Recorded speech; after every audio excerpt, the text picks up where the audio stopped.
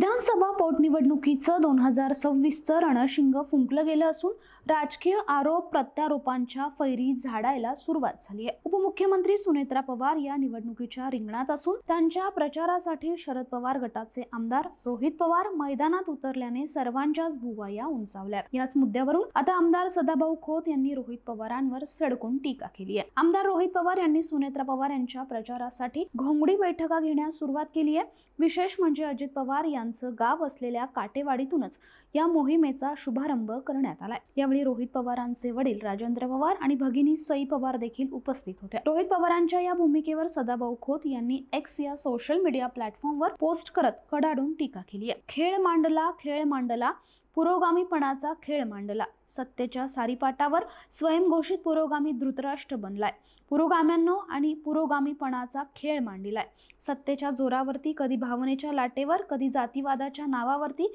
पुरोगामीपणाचा खेळ मांडला असं म्हणत त्यांनी रोहित पवार यांच्यावर हल्लाबोल केला।